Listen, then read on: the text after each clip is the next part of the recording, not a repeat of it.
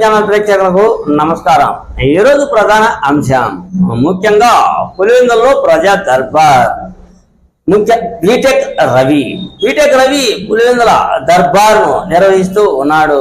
ఆయన పులివెందులలో వారానికి 2 సార్లు కావచ్చు, ఆ తర్వాత కంటిన్యూ కావచ్చు, అవకాశం ఉన్నంత వరకు ఆయనకు ఎన్నో విధాలుగా పనులు ఉన్నా కానీ పులివెందులలో ప్రజా దర్బార్ చేపట్టాలి అని సంకల్పంతో ముందుకు సాగుతూ ఉన్నాడు। పులివెందుల దరిద్రం పోగొట్టేందుకే పులివెందులో ప్రజా దర్బార్ ఏర్పాటు చేస్తూ ఉన్నట్లు ఆయన పేర్కొన్నారు। పులివెందులలో అనేక రకాలైన సమస్యలు ఉన్నాయి। గత 5 ఏళ్ళు కావచ్చు, గత 40 ఏళ్ళు కావచ్చు, ఇంకా ఇప్పటికీ సమస్యలు ఉన్నాయి అంటే ఈ వైకాపా కుటుంబీకులు, అటు తర్వాత వైఎస్ కుటుంబీకులు ఈ పులివెందులను పరిపాలిస్తూ ఉన్నారు అంటే బీటెక్ రవిని సంప్రదించేందుకు ఉత్సాహం చూపుతూ ఉన్నారు అంటే ప్రజా దర్బార్లో పులివెందుల ప్రజానికం పాల్గొంటూ ఉన్నారు అంటే సమస్యలు ఇంకా పులివెందులలో ఉన్నట్టే కదా।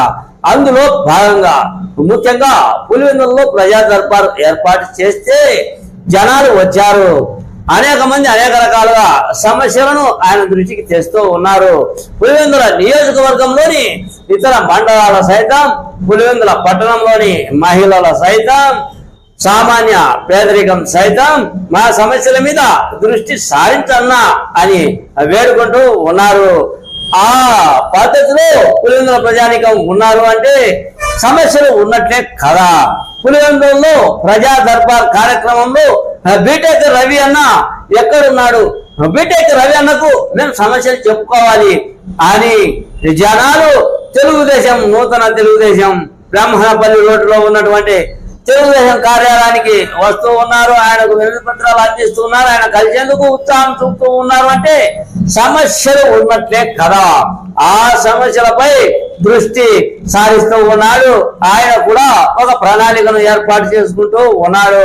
పులివెందులలో పేదరికాన్ని పోగొట్టాలి, ప్రజా సమస్యలను తీర్చాలి, పులివెందులలో ఉన్నటువంటి దరిద్రాన్ని నేను పోగొట్టాలి అనే సంకల్పంతో బీటెక్ రవి ఉన్నట్లు ఉంది।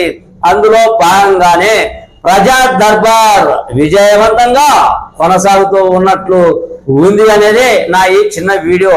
అనేలా నేను బీటెక్ రవిని పొగడడానికో లేదా పులివెందులలో ఉన్నటువంటి సమస్యలను నేనే సృష్టించడానికో చెప్పడం లేదు। అనేలా తప్పులు ఉంటే క్షమించగలరు। మీ సీనియర్ జర్నలిస్ట్ తెలంగాణ కృష్ణయ్య। నమస్తే।